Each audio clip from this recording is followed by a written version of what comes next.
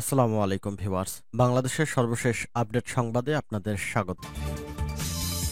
জানিয়ে দিব হাতে থাকা সর্বশেষ আপডেট বাংলা সংবাদ। প্রথমেই সংবাদ শিরোনাম। স্বপ্নের বাংলাদেশ গড়ে তোলার আহ্বান প্রধান উপদেষ্টার। এরপর জানিয়ে দিব 5 বাংলাদেশিকে ধরে নিয়ে গেল আরাকান আর্মি। এদিকে সংলাপে ডাক পাচ্ছে না জাপা। আরও জানিয়ে দিব দুর্গাপূজা উপলক্ষে বৃহস্পতিবার বন্ধ থাকবে ব্যাংক। সর্বশেষ জানিয়ে দিব কারাগারে মাথায় আঘাত পেয়ে হাসপাতালে সাবেক এমপি লতিফ। এতক্ষণ শুনছিলেন সংবাদ শিরোনাম, এবারে বিস্তারিত। তবে অনুরোধ থাকবে ভিডিওটিতে একটি লাইক করবেন এবং কমেন্ট করে জানিয়ে দিবেন কোন জেলা থেকে আপনি আমাদের এই ভিডিওটি দেখছেন। স্বপ্নের বাংলাদেশ গড়ে তোলার আহ্বান প্রধান উপদেষ্টার। বৈষম্য বিরোধী চেতনায় উদ্বুদ্ধ হয়ে সাম্প্রদায়িক সম্প্রীতির বন্ধন অটুট রেখে সকলকে ঐক্যবদ্ধভাবে ক্ষুধা দারিদ্র্যমুক্ত ও সুখী সমৃদ্ধ স্বপ্নের বাংলাদেশ গড়ে তোলার আহ্বান জানিয়েছেন প্রধান উপদেষ্টা ডক্টর মোহাম্মদ ইউনূস। দুর্গাপূজা উপলক্ষে মঙ্গলবার গণমাধ্যমে পাঠানো এক বাণীতে এ আহ্বান জানান ডক্টর ইউনূস। প্রধান উপদেষ্টা হিন্দু সম্প্রদায়ের প্রধান ধর্মীয় উৎসব দুর্গাপূজা উপলক্ষে দেশের হিন্দু ধর্মাবলম্বী সকল নাগরিককে আন্তরিক শুভেচ্ছা জানান। ডক্টর ইউনূস বলেন, দুর্গাপূজা শুধু হিন্দু সম্প্রদায়ের উৎসবই নয়, এটি এখন সার্বজনীন উৎসবে পরিণত হয়েছে। অশুভ শক্তিকে বিনাশ এবং সত্য ও সুন্দরের আরাধনা শারদীয় দুর্গোৎসবের প্রধান বৈশিষ্ট্য। বাংলাদেশ সাম্প্রদায়িক সম্প্রীতির দেশ উল্লেখ করে প্রধান উপদেষ্টা বলেন, আমাদের সংবিধানে সকল ধর্ম ও বর্ণের মানুষের সমান অধিকার সুনিশ্চিত করা হয়েছে। এই দেশ আমাদের সকলের, ধর্ম বর্ণ নির্বিশেষে এদেশ সকল মানুষের নিরাপদ আবাসভূমি। গত 5 আগস্ট ছাত্র শ্রমিক জনতার অভূতপূর্ব অভ্যুত্থানের মাধ্যমে গঠিত অন্তর্বর্তীকালীন সরকার জাতি ধর্ম বর্ণ গোষ্ঠী নির্বিশেষে সকলের ভাগ্যোন্নয়ন এবং সমানাধিকার সুনিশ্চিত করতে কাজ করে যাচ্ছে। তিনি বাংলাদেশের সকল নাগরিকের শান্তি, কল্যাণ ও সমৃদ্ধি কামনা করেছেন। 5 বাংলাদেশিকে ধরে নিয়ে গেল আরাকান আর্মি। কক্সবাজারের টেকনাফ নাফ নদে মাছ ধরতে যাওয়া 5 বাংলাদেশি জেলেকে নৌকাসহ ধরে নিয়ে যাওয়ার অভিযোগ উঠেছে মিয়ানমারের আরাকান আর্মির সদস্যদের বিরুদ্ধে। সোমবার 7 অক্টোবর বিকেলে টেকনাফের নয়াপাড়া নাফনদ এলাকায় এ ঘটনা ঘটে। সোমবার তাদের ধরে নিয়ে যাওয়া হলেও বিষয়টি জানাজানি হয় মঙ্গলবার 8 অক্টোবর দুপুরে। এ তথ্য নিশ্চিত করে টেকনাফের সাবরং ইউনিয়ন পরিষদের 9 নং ওয়ার্ডের ইউপি সদস্য আব্দুস সালাম বলেন, 5 জেলেকে মিয়ানমারের কোনো বাহিনী ধরে নিয়ে গেছে। তাদের কারা নিয়ে গেছে সেটি নিশ্চিত হওয়া যায়নি।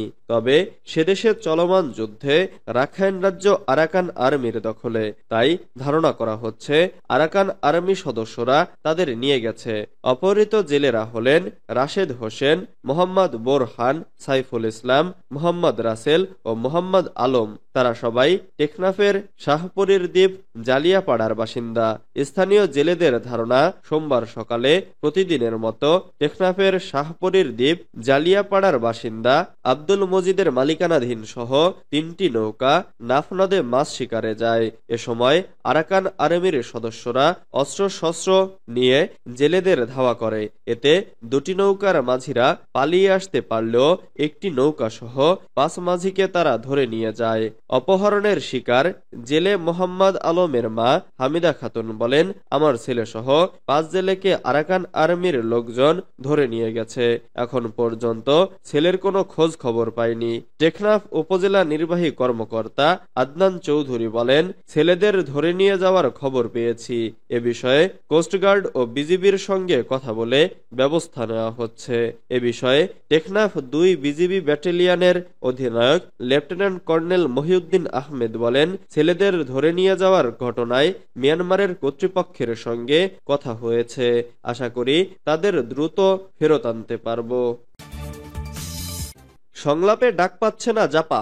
দেশের রাজনৈতিক দলগুলোর সঙ্গে অন্তর্বর্তী সরকারের সংলাপে ডাক পাচ্ছে না জাতীয় পার্টি। মঙ্গলবার ৮ অক্টোবর রাতে নিজের ভেরিফাইড ফেসবুক প্রোফাইলে এক পোস্টে এ তথ্য জানান বৈষম্য বিরোধী ছাত্র আন্দোলনের অন্যতম সমন্বয়ক হাসনাত আব্দুল্লাহ। তিনি লিখেন, আমাদের দাবির প্রেক্ষিতে ফ্যাসিবাদের সহযোগী জাতীয় পার্টিকে সংলাপে ডাকা হচ্ছে না। গতকাল হাসনাত ফেসবুকে এক পোস্টে লেখেন, স্বৈরাচারের দোসর জাতীয় পার্টিকে সংলাপে আমন্ত্রণ জানানো হলে আমরা এই আত্মঘাতী সিদ্ধান্তের তীব্র প্রতিবাদ ও কঠোর বিরোধিতা করব। সোমবার ৭ অক্টোবর অন্তর্বর্তী সরকারের প্রধান উপদেষ্টা ডক্টর মোহাম্মদ ইউনূসের সঙ্গে জাতীয় পার্টির সংলাপ প্রসঙ্গে বৈষম্য বিরোধী ছাত্র আন্দোলনের অন্যতম সমন্বয়ক সার্জিস আলম ফেসবুক পোস্টে লেখেন, জাতীয় পার্টির মতো মেরুদণ্ডহীন ফ্যাসিস্টদের দালালদেরকে প্রধান উপদেষ্টা কিভাবে আলোচনায় ডাকে? অন্তর্বর্তী সরকার গত শনিবার থেকে দেশের রাজনৈতিক দলগুলোর সঙ্গে সংলাপ শুরু করেছে। প্রথম দিনে বিএনপি জামাত সহ বেশ কিছু রাজনৈতিক দল ও জোটের প্রতিনিধির সঙ্গে বৈঠক করেছে সরকার। আগামী ১৯ অক্টোবর ফের সংলাপ শুরু হওয়ার কথা রয়েছে।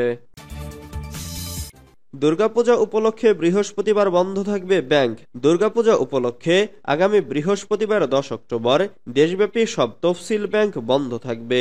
তবে সমুদ্র, স্থল, বিমানবন্দর এলাকায় বিশেষ ব্যবস্থায় ব্যাংক খোলা রাখা হবে। মঙ্গলবার বাংলাদেশ ব্যাংকের ডিপার্টমেন্ট অব অফসাইট সুপারভিশন বিভাগ থেকে এ সম্পর্কিত সার্কুলার জারি করে বিভিন্ন ব্যাংকে পাঠানো হয়েছে। সার্কুলারে বলা হয়, জনপ্রশাসন মন্ত্রণালয় নির্বাহী আদেশে ১০ অক্টোবর বৃহস্পতিবার দেশব্যাপী সাধারণ ছুটি ঘোষণা করেছে সরকার। এ পরিপ্রেক্ষিতে আগামী ১০ অক্টোবর বাংলাদেশে কার্যরত সব তফসিলি ব্যাংক বন্ধ থাকবে।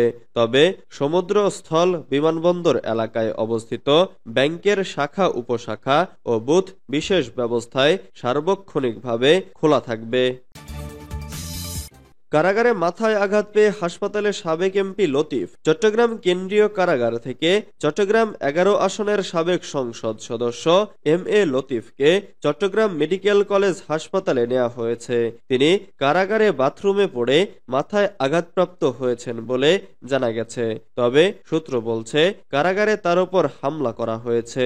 মঙ্গলবার ৮ অক্টোবর সন্ধ্যার দিকে তিনি আঘাত পান। পরে তাকে চমেক হাসপাতালে আনা হয়।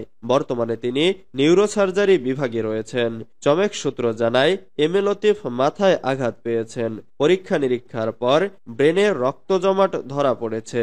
চিকিৎসা চলমান রয়েছে। এখন তিনি আশঙ্কামুক্ত।